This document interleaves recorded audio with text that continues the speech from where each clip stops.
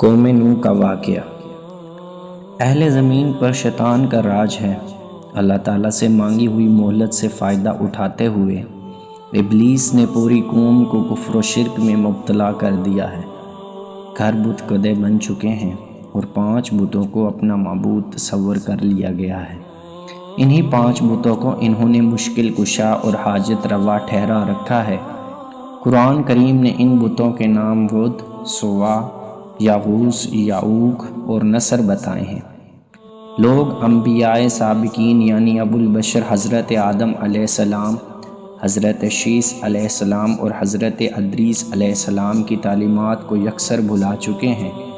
حضرت ادریس علیہ السلام نے تو ان کی بڑھتی ہوئی کافرانہ حرکتوں کے سبب ان سے جہاد بھی کیا تھا، جس کا وقتی طور پر فائدہ بھی ہوا اور لوگ واپس دین حق کی جانب پلٹے۔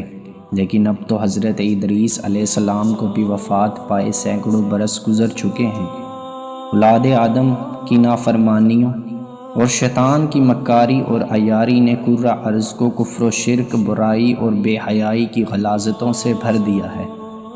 ابلیس اپنی کارکردگی پر بہت خوش ہے اور ادھر آسمانوں میں فرشتے اہل زمین کی مخدوش حالت اور شیطان کی کامیابی اور اس کے مکر و فریب پر حیران بھی ہیں اور پریشان بھی۔ ان کی نگاہیں بار بار بیت المعمور کی جانب اٹھتی ہیں، منتظر ہیں کہ اللہ کب ان کی تباہی و بربادی کا حکم نازل فرمائیں گے۔ لیکن اللہ کے فیصلے تو بڑی حکمت کے ہوتے ہیں۔ اللہ تعالیٰ کا دستور ہے کہ جب اس کی نافرمانیاں اپنی انتہا کو پہنچ جاتی ہیں تو وہ نبی مبعوث فرماتا ہے، اور اگر قوم نبی کی باتوں کو بھی نہ مانے تو کہر الہی نازل ہوتا ہے۔ چنانچہ اللہ تعالیٰ نے اس قوم ہی میں سے ایک نیک شخص حضرت نوح علیہ السلام کو نبوت کے جلیل القدر منصب پر فائز فرمایا۔ قرآن کریم میں ارشاد ہے، ہم نے نوح علیہ السلام کو ان کی قوم کی طرف نبی بنا کے بھیجا۔ انہوں نے ان سے کہا، میں تم کو کھول کھول کر ڈر سنانے اور یہ پیغام پہنچانے آیا ہوں کہ اللہ کے سوا کسی کی عبادت نہ کرو۔ اگر تم اسی طرح کفر و شرک میں مبتلا رہے تو مجھے ڈر ہے کہ تم کسی سخت عذاب الہی میں مبتلا نہ ہو جاؤ۔ لیکن قوم نے ان کی ہدایات کو حقارت سے ٹھکرا دیا۔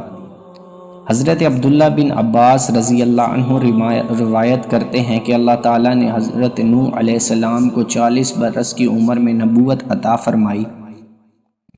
طوفان سے پہلے آپ علیہ السلام مسلسل 950 برس تک اپنی قوم کو وعظ و تبلیغ کرتے رہے۔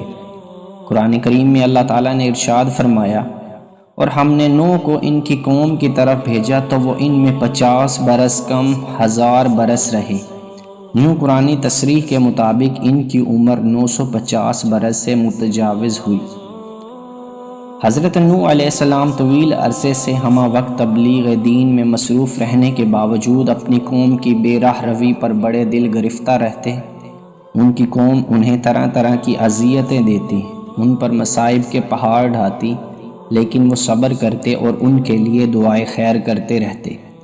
حضرت ابن عباس رضی اللہ عنہ روایت کرتے ہیں کہ نبی کریم صلی اللہ علیہ وسلم نے فرمایا، کسی نبی کو اپنی قوم کے ہاتھوں اتنی تکلیف اور اذیت نہیں پہنچی جتنی حضرت نوح علیہ السلام کو اپنی قوم کے ہاتھوں برداشت کرنا پڑی۔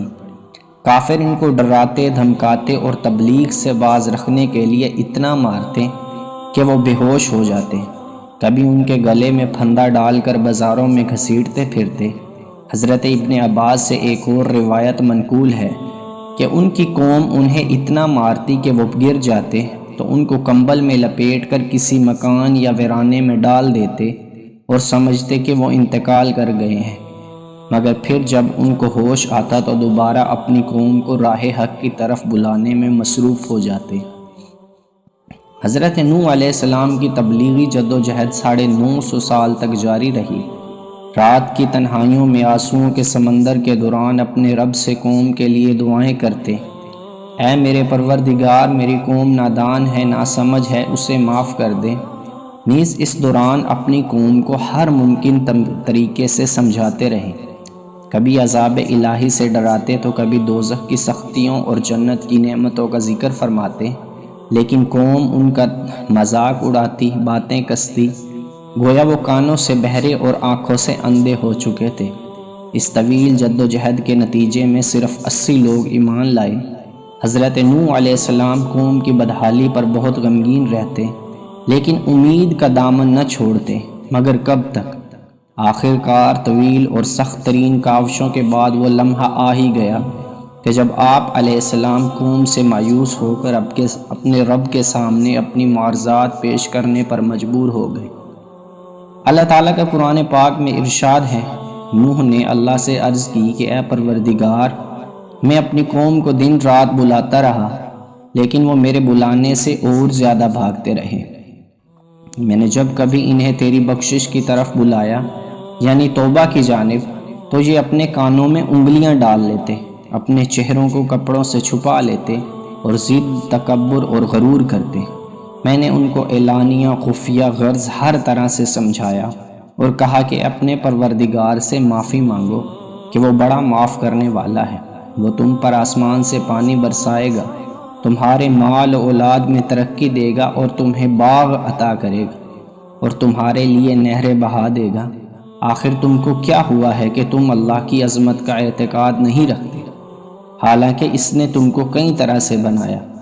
کیا دیکھتے نہیں ہو کہ اللہ نے کس طرح 7 آسمان اوپر تلے بنائے ہیں اور ان میں چاند کو خوب جگمگاتا ہوا اور سورج کو چراغ بنایا؟